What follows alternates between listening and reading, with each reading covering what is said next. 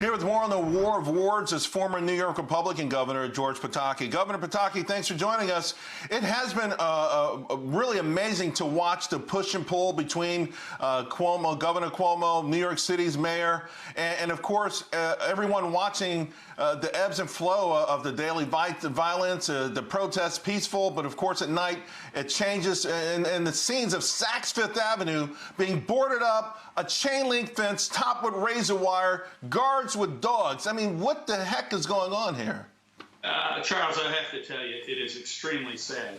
For someone like me who cares about the city and tried for over a decade to make it a better place, to see the utter inept political leadership at every single level is just really, really tragic. And it's the mayor, it's the governor, it's the district attorneys, but it's not the police. They're the ones caught in the middle.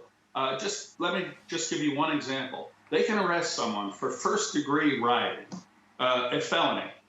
That person cannot be held on bail. They have to be released with what's called an appearance ticket. So hundreds and hundreds of rioters, not protesters, rioters and looters have been arrested by the police, and they're let out the same day. So the police are caught in the middle. There is utter inept political leadership at every level in New York. And I just pray that this great city, one of the symbols of America, is going to be able to come back when this passes behind us.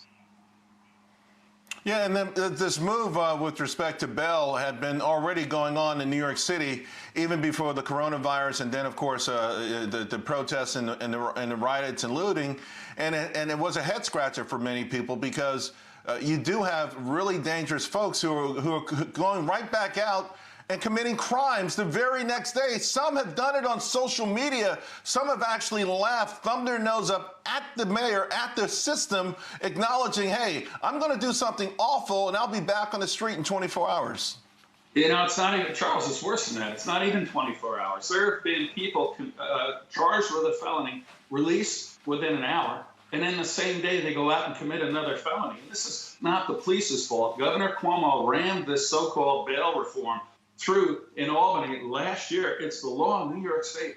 First-degree rioting, you cannot detain the person. You have to release them with no bail. First-degree assault, a felony. You have to release them with no bail. Aggravated criminal mischief, a felony. You have to release them with no bail. And yet the police are being criticized. The police are doing everything in their power with a law that is awful and leadership that is utterly incompetent.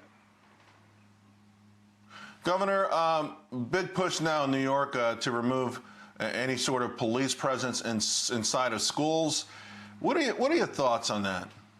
You know, it's utterly absurd. The police are there to protect us, and they have done a phenomenal job of protecting us. Just imagine what New York would look like for 1 week without police. And there are some idiots on the left in New York who are actually saying defund the police. You know, how brilliant is that? We would see violent crime go through the roof. And, you know, when I took office as governor, there were virtually 3,000 murders a year in New York City. Because of changes in the law and effective police, that was down to under 300. Thousands of lives saved every year by the police with a law that stood behind them. Yeah. We still have the police. We don't have the law. You get rid of the police, we're going to see chaos in the streets of New York. Well, the very people calling for us to get rid of them will be the first ones calling for us to bring them back. Governor, thank you very much.